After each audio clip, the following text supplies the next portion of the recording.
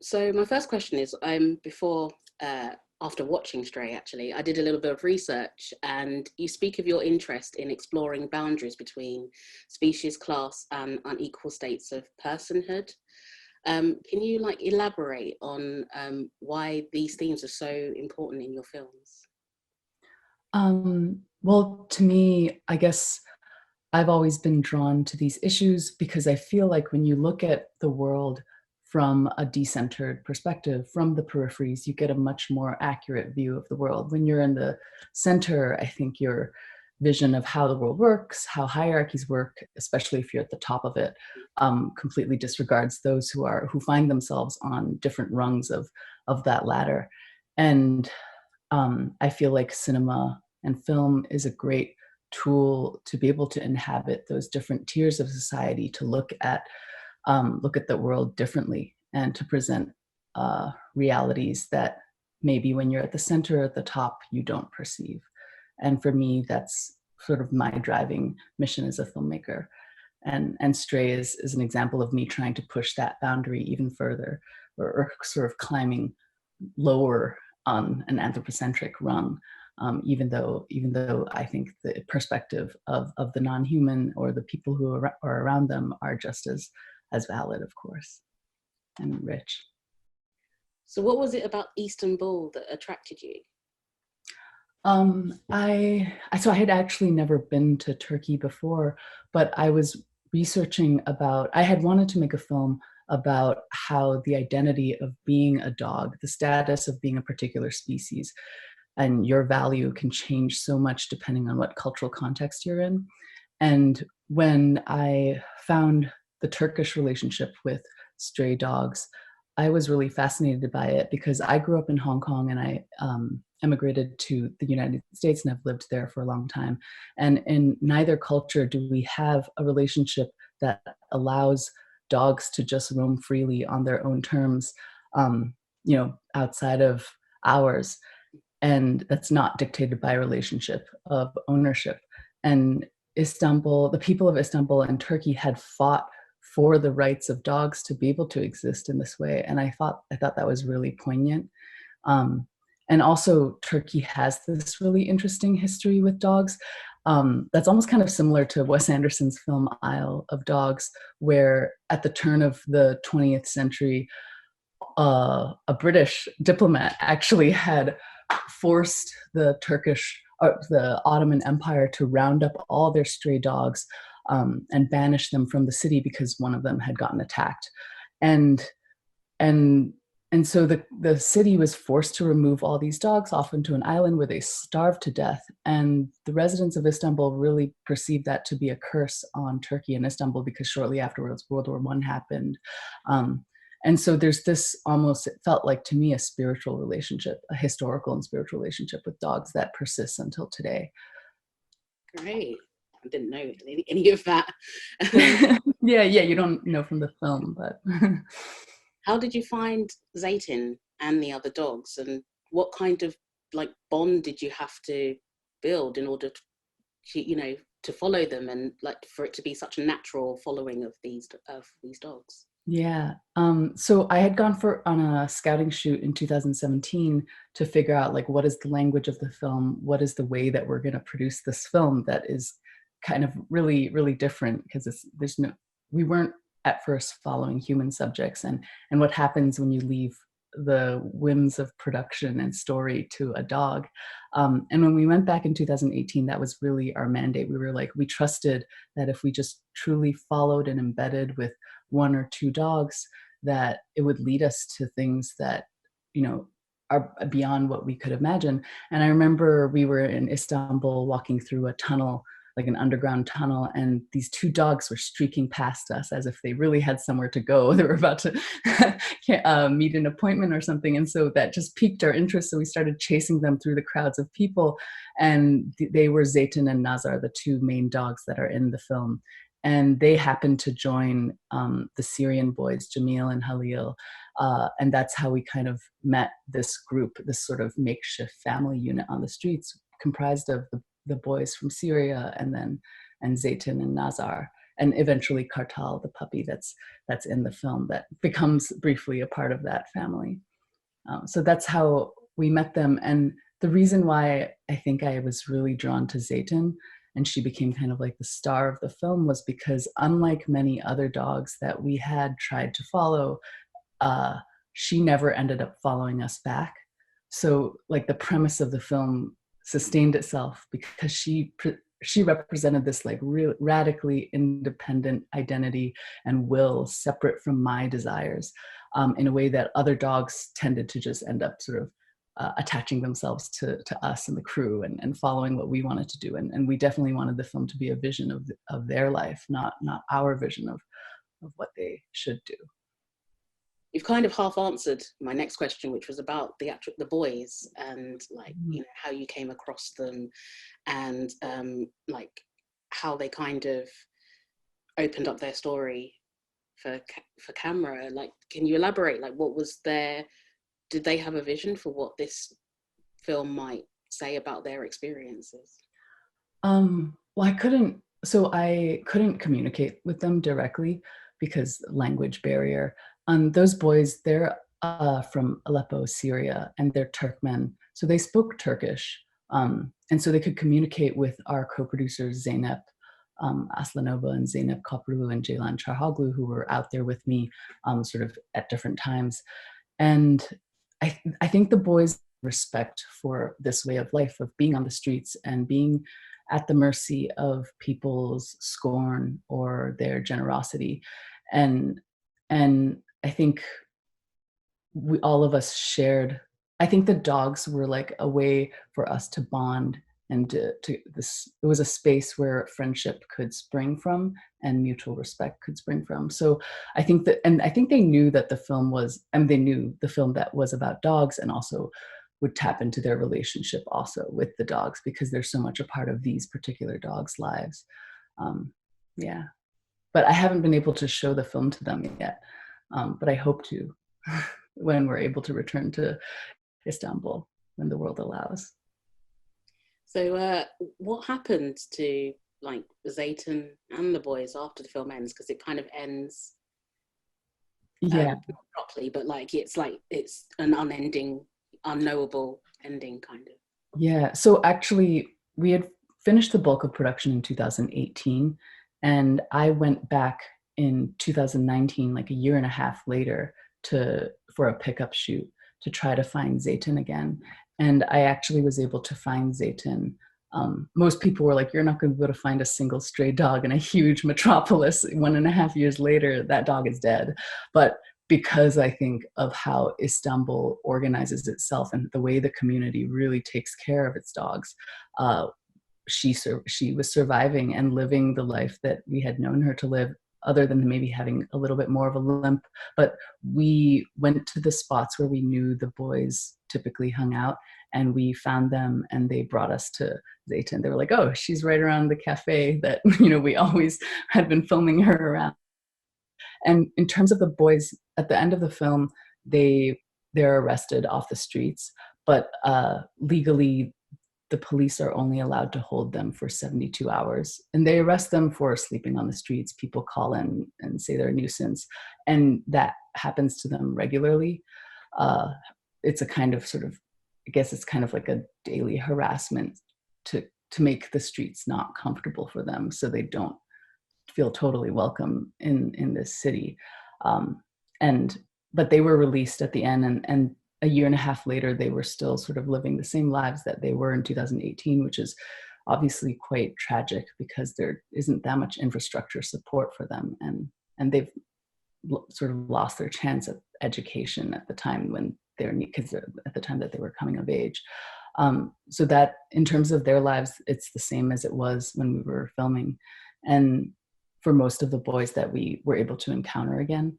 And then for Zeytin, my co-producer Zeynep, who lives in Istanbul, close to where Zeytin hangs out in Taksim Square, occasionally she'll send me photos. I think it was a few months back where she encountered Zeytin just hanging out in a busy intersection, as she always does.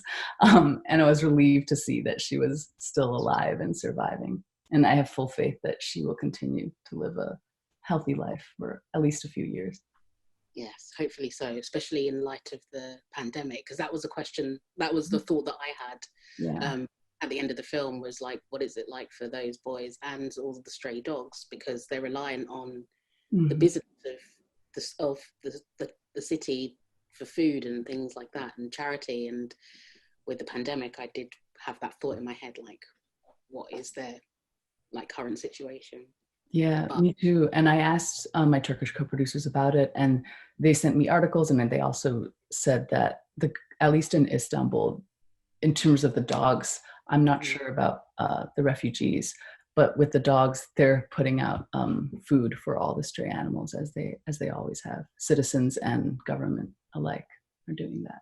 one thing that I found super compelling was the distinctive style of the filmmaking. So it's, for me, the whole kind of dog's eye view was really immersive and encourages the viewer to observe the city in a completely new way, that made me think of, so I'm in London, like, how would I observe London from, you know, a dog's eye view, and the way in which the access to the lives of people in Istanbul from just like a completely different way. How did you maintain that and not make it feel gimmicky? Because sometimes when I watch nature programs or programs about animals and they kind of try to employ that same tactic, it comes off a bit gimmicky. How did you make sure that that didn't happen? Yeah, I think for me also, like, I love animals, obviously, and I think it's so important for us to try to inhabit the world, the view of animals, because anthropocentrism is so toxic to our planet and to our world. And cinema seems like it would be this perfect nonverbal space to do that, full of movement and sound and vision. And I had also been dissatisfied with previous animal films that have existed, whether they're fiction or documentary. And for me, I think staying at that ground level was really important, because viscerally, you're asking the viewer, you're literally challenging the viewer's regular point of view, which is at the top, and you're literally placing it closer to the bottom, and seeing what that does to your senses and to your perception of the events that are happening around the dog. Challenging the conventional modes of seeing has, I think, a subconscious effect of defamiliarizing dramas that we take for granted to care about, and grounds them in a perspective that I can only sort of fathom, and it's still a mystery to me. Like, what are dogs really thinking of what's happening around them, and how they perceive the humans who are squabbling or talking about politics or love around them.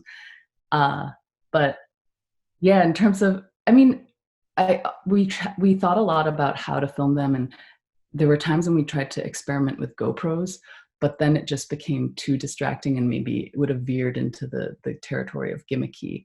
And so, sort of like the compromise, the middle ground we found was to track with them, to film them as beautifully and immersively as you would human actors in an indie film. And that was kind of our approach. We took a lot of inspiration from fictional films that are so compelling and really endear you to their protagonists.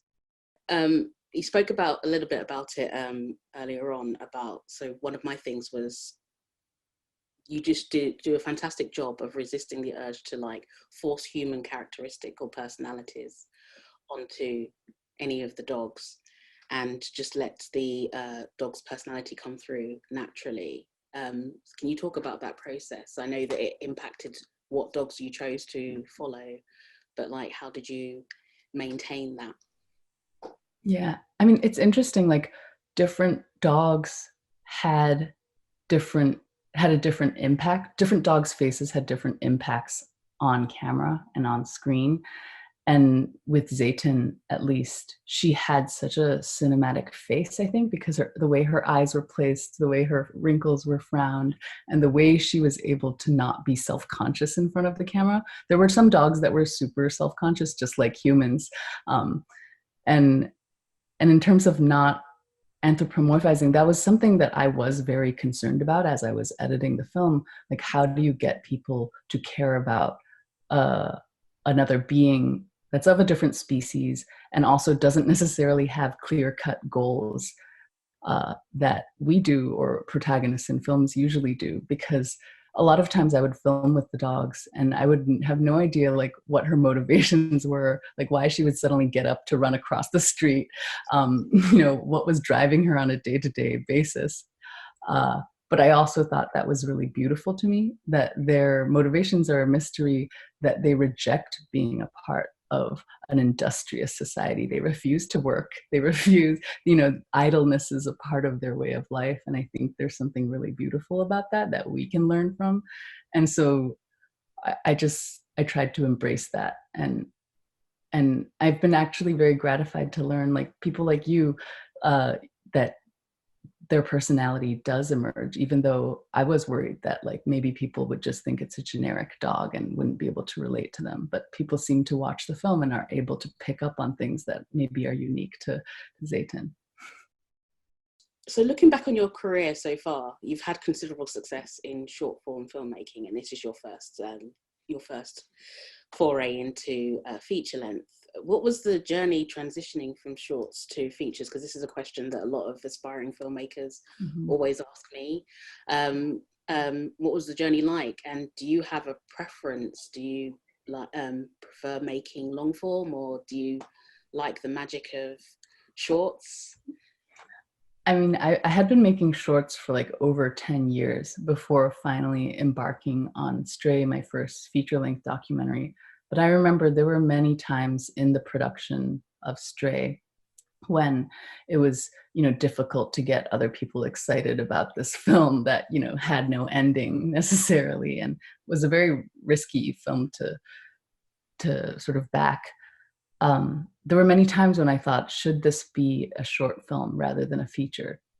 But in the end, we decided that Zeytin's life, even if it's not conforming to sort of conventional story beats of what you expect to happen in a film or documentary, that her life was worth a feature-length treatment. That even if it got a little dull at times, that and ideally in a world where we can go into theaters again, like her face, her being deserves to be projected onto like a 20-foot screen or 10-foot screen.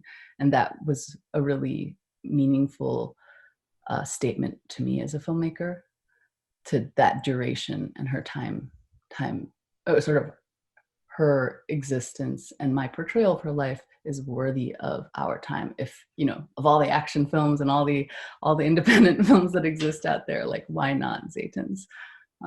So that was, it was a really interesting challenge. And there were times when I felt like, oh, there's nothing really happening in this film and it should be a short, but then I kind of overcame that with just the belief that even if this film doesn't resonate with people, like at least if it fails, that was what I told myself as I was making it.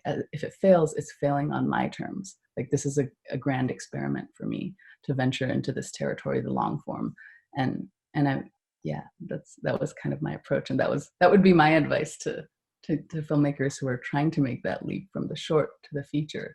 Like it's okay if it fails, and as long as it's failing on your own terms, because then you can learn from that. Exactly, it's all learning. That's what I try to tell people. So what is next for you? That's my final question.